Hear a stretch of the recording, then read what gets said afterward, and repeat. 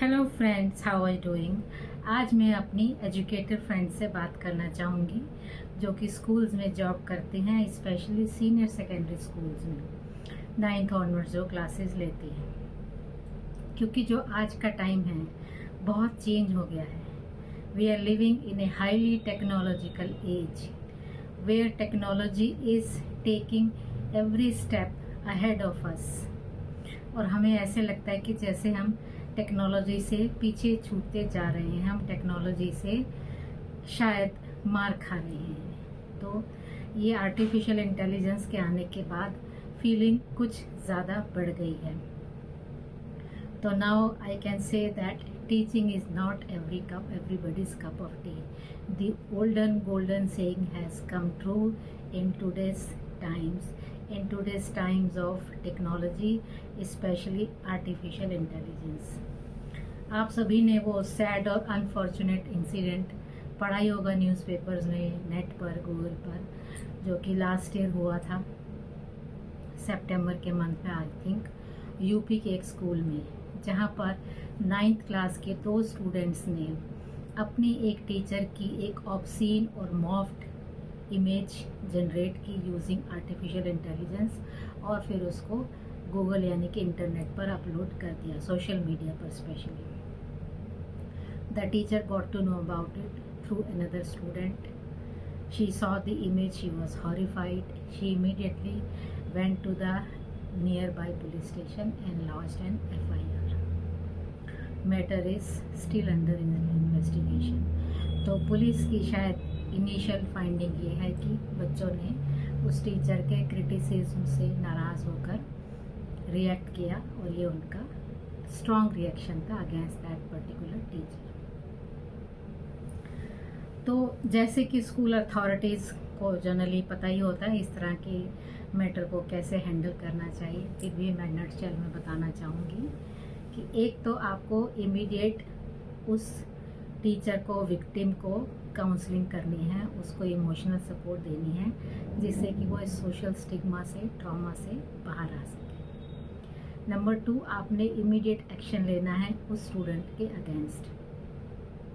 वो सस्पेंशन हो सकती है, रिटन अपॉलॉजी हो सकती है, इवन एक्सपल्शन हो सकती है in case of serious serious kind of a जो भी उसने ऑफेंस किया है अगेंस्ट दैट पर्टिकुलर टीचर।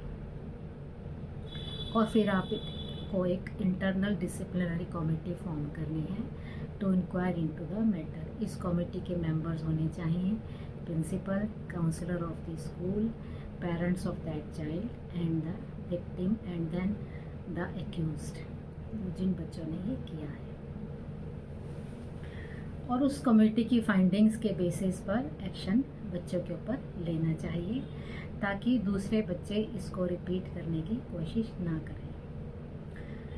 आज की मेरी इस वीडियो का ये मोटिव है, एंडीवर है कि ऐसे incidents, sad and unfortunate incidents future में ना हो, इसके लिए हमें क्या करना चाहिए। पहली बात तो हमें ये अंडरस्टैंड करना है कि ऐसा सैड और अनफॉर्चुनेट इंसिडेंट क्यों हुआ। अगर हम उस बच्चे की साइकोलॉजी देखें तो बच्चे generally out of ignorance, lack of awareness में ये काम करते हैं। उनको इसकी लीगल इम्प्लीकेशंस नहीं पता होती कि इस तरह से उनके ऊपर साइबर सेल के द्वारा भी एक्शन लिया जा सकता है, और ये एक्शन कई बार इतना सीवियर भी हो सकता है that it can ruin their lives. अगर किसी बच्चे के एक्सपल्शन हो जाए उसके स्कूल से 9th क्लास जैसी क्लास में, तो उसको किसी और स्कूल में एडमिशन मिलना बहुत मुश्किल होगा कि मिलेगा ही नहीं। क्योंकि कोई भी स्कूल अपने स्कूल में ऐसे, कोई भी स्कूल अथॉरिटीज़ अपने स्कूल में ऐसे बच्चों को एडमिशन देना पसंद नहीं करेंगी, जिससे कि उनकी स्कूल की इमेज टार्निश हो जाए। तो ये बच्चों को समझना बहुत ज़रूरी है कि इस तरह की इमेच्योरिटी के एक्ट से वो, ठीक है, एक टीचर की तो सोशल इमेज ख़राब कर रहे हैं या कर देंगे, एक छोटे से जो भी उनके आपस में डिफरेंसेस हुए उसके कारण, लेकिन वो अपनी लाइफ को भी तो दांव पर लगा रहे हैं। ये बात बच्चों को समझानी ज़रूरी है, ताकि इस तरह के इंसिडेंट्स, एपिसोड्स दोबारा ना हो। और ये आप कैसे समझा सकते हैं? थ्रू rigorous sessions, आप एक्सपर्ट्स को बुलाइए स्कूल में, साइबर सेल के थ्रू बुलाइए, साइबर एक्सपर्ट्स को बुलाइए, जो बच्चों को ये बताएं कि इस तरह की अगर वो कोई भी काम करते हैं तो उसके क्या लीगल इम्प्लीकेशंस हैं, नंबर 1। नंबर 2, वो बच्चों को आर्टिफिशियल इंटेलिजेंस का एथिकल यूज़ समझाएं। Artificial intelligence is such an effective tool in our hands these days that it can transform our lives completely, whichever way, this way or that way। जैसे हम बचपन से सुनते आए हैं ना कि science is neither a Ben nor bone. हम उसको जैसे यूज़ करते हैं, it depends upon its usage. अगर हम साइंस को अच्छी तरह से नेगेटिव वे में यूज़ करते हैं तो it can lead to destruction, जैसे एटॉमिक न्यूक्लियर बॉम्ब्स वगैरह बन गए हैं। इसी तरह से अगर हम इसको यूज़ करें पॉजिटिवली तो it can serve the mankind, humankind as its loyal servant. Even atom bombs और न्यूक्लियर बॉम्ब्स के भी कंस्ट्रक्टिव यूजेस हैं। तो इसी तरह से आर्टिफिशियल इंटेलिजेंस को भी अगर बच्चों को समझाया जाए तो उसको वो इतना इफ़ेक्टिवली यूज़ कर सकते हैं that it can change the course of their lifes completely. उनकी लाइफ को वो इतना कंस्ट्रक्टिव, इतना कंफर्टेबल, इतना अच्छे तरह लग्जूरियस भी बना सकते हैं। I must use the word luxurious, क्योंकि वो उसको अगर अपना एक करियर की फॉर्म में, career as a career pursue करें तो दे कैन डू वंडर्स। उसको डिस्ट्रक्टिव कामों में यूज़ करने की बजाय अगर उनको सिखाया जाए, बताया जाए constructive ethical uses of artificial intelligence, तो आई थिंक ह्यूमन बीइंग्स के पास इससे बड़ा टूल आज के युग में कोई नहीं है, अभी तक के टाइम में। लेकिन विडंबना ये है कि हमारे बच्चों को इसके पॉजिटिव और कंस्ट्रक्टिव यूजेस नहीं पता हैं और वो इसको इसलिए नेगेटिवली यूज़ कर रहे हैं, स्पेशली टीनेजर्स। क्योंकि टीनेजर्स के ऊपर पीयर प्रेशर भी बहुत होता है, इमेच्योरिटी होती है, हार्मोनल इम्बैलेंस भी उनकी बॉडी में बहुत होता है। तो ये सारे फैक्टर्स जो हैं एक क्यूमुलेटिव रोल प्ले करते हैं उनको इस तरह का रॉन्ग स्टेप उठाने के लिए। तो एज स्कूल अथॉरिटीज़ आपकी ड्यूटी बनती है कि आप जो हैं इस तरह का स्कूल का, एक तो आप आर्टिफिशियल इंटेलिजेंस की यूसेज की पॉलिसी बनाएं कि उसके लीगल इम्प्लीकेशंस क्या हैं, उसके डूज एंड डोंट्स, और अगर कोई बच्चा उस पॉलिसी को वायलेट करता है तो उसके ऊपर क्या एक्शन स्कूल ले सकता है, ये आप बनाएं, अपनी पॉलिसी फ्रेम करें with the help of your policy makers, और इसको आप स्कूल डायरी में पब्लिश करवाएं, स्कूल नोटिस बोर्ड पर लगाएं, स्कूल की वेबसाइट पर डालें, जिससे हर बच्चे को अवेयरनेस हो कि वो अगर आर्टिफिशियल इंटेलिजेंस को मिसयूज़ करता है तो उसके ऊपर क्या लीगल इम्प्लीकेशंस हो सकते हैं। तो जब बच्चों को ये अवेयरनेस आप देंगे तो मेरे ख्याल से कोई भी बच्चा जो है इस एक्सटेंट तक नहीं जाएगा।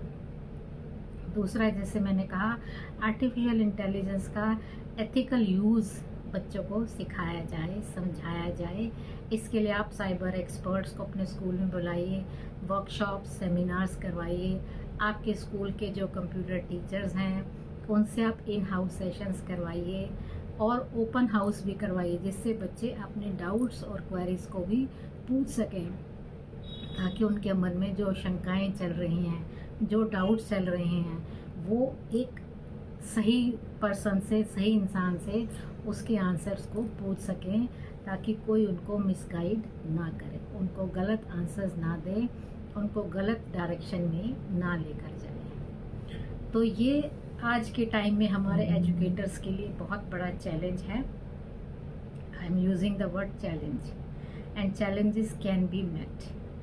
चैलेंजेस को हम डेफिनेटली मीट कर सकते हैं। We can overcome the challenges with proper planning, meticulous planning. तो ये बच्चे जो हैं बहुत छोटे हैं, पौधों की तरह हैं, गीली मिट्टी की तरह हैं। इनको आप जिस शेप में, जिस डायरेक्शन में मोड़ देंगी, मोल्ड कर देंगी, उसी तरफ चल पड़ेंगे।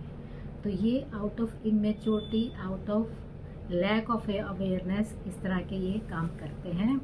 तो हमारी ड्यूटी बनती है कि हम इनको गाइड करें, इनको हेल्प करें और इनको मॉनिटर करें, जिससे कि किसी भी टीचर की पब्लिक इमेज को इस तरह से टार्निश ना कर पाएँ और ना ही अपने फ्यूचर के साथ खिलवाड़ कर पाएँ। Hope you agree with me.